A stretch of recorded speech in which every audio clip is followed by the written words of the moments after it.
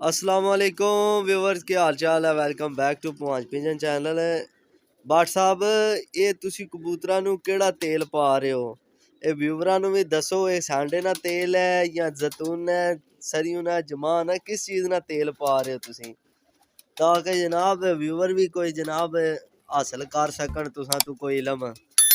अस्सलाम वालेकुम। हाँ जी दोस्तों, की हाल चाल है? उम्मीद है सारे भरा ठीक हो सन जनाब।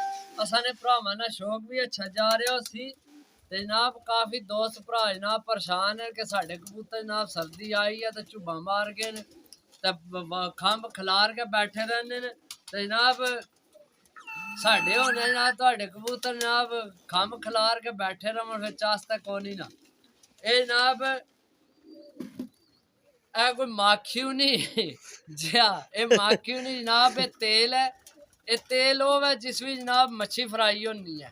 अजकल तुहानू पता है मौसम भी तको जनाब, इधर भी बारिश चढ़ी है, ठंड ना मौसम है जनाब, तो हर दूसरा बंदा जनाब घर विच मच्छी फ्राई करना ही है पिया। जेकर घर नहीं मच्छी फ्राई करनी तो बाजारां विच होण लगी है जनाब। तुसी आयल 100 रुपए ना भी आनो ना, मजदूरदार भरा वास्ते भी सस्ता नुस्खा है, देसी नुस्खा है। इंशाल्लाह जनाब कबूतरा की ये चीज़ इस्तेमाल कराओ। जे अगर कबूतर ज़्यादा सुस्त ने तो फिर जनाब हफ्ते 2 दफ़ा, नहीं तो हफ्ते च 1 दफ़ा।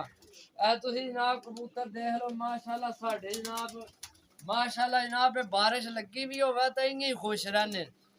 तो दोस्तों जितना दाना थोड़ा इस्तेमाल हो रहा है उस भी जनाब मेरी इसकी पहला थोड़ा जहा पाना है, फिर इसकी लाना है। देखो हुण असां इस विच पाया पहला आयल, ठीक है। ये तुसी लासो ना जेल्लै, ठीक है जनाब,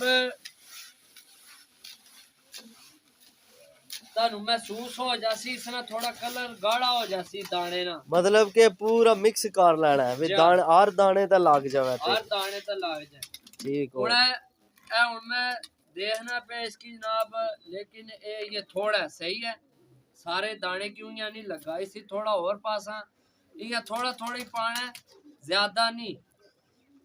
जनाब मैं थोड़ी जी मिकदार और इस विच इस्तेमाल लिया करन, ठीक है।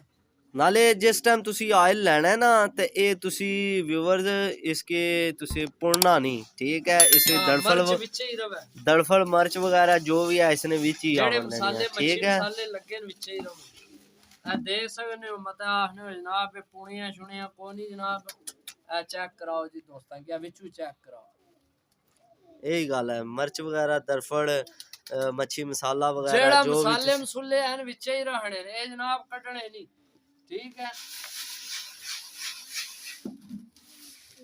तुसी देख सकते हो तुहानू इयां लगसी जो गिला गिला है दाना, ठीक है। महसूस हो जासी कि तुहानू ये दाना गिला गिला है। बस ये साडा इस्तेमाल वास्ता हो गया जनाब। ये हुण पांगे इस विच पराता जनाब।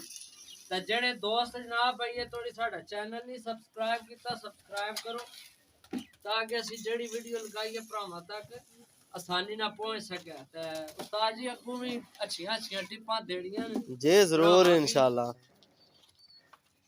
जी दोस्तों माशाल्लाह बाट साहब रखने दाना तकने वाकई मच्छी ने तेल वाला दाना खाने नहीं या नहीं। नहीं असा ने लेना लाने करना जनाब, ए असा लाए दाना खाने के जनाब खुश हो। माशाल्लाह जी माशाल्लाह। बाट साहब फुल एक्टिव हेल्दी रहने नहीं ना मासी, फुल गर्म रहने कबूतर माशाल्लाह। चेक कराओ जी दोस्तां की जनाब, माशाल्लाह जी बच्चे निकले इंडियन लाखे ने बिल्कुल कक्के बच्चे, ठीक है। जोड़ा भी चेक कराओ बाहर, ए मादी है जी, इंडियन कास वाली गलवी मादी, ठीक है। इंशाल्लाह दोस्तों घर नी चीज़ां भी देसां ते होर भी देसां भरावां की साडे नाल जनाब प्यार मुहब्बत नाल चलो। प्यार मुहब्बत है कि जनाब साडा चैनल सिर्फ सब्सक्राइब करो बस, और जनाब असी कुछ भी नहीं मंगना तुहाडे कोलों। चैनल सब्सक्राइब करो, सपोर्ट करो, वीडियो लाइक करो, ठीक है। टिकटॉक ते यूट्यूब ते फेसबुक ते पंज पिजन साडे चैनल का नाम है, आईडिया का नाम है जनाब। ते ए जनाब है सुरखे दा किधर गया, ए प्यो है इन्हां दा जनाब। ऐसा प्योर बच्चा जी से- माशाल्लाह। ए जनाब मास ए मास ठीक है ते मां है जी इसकी। इंशाल्लाह जैसे ही ना दाना पानी लगने ने इन्हां दी वीडियो लगाओगे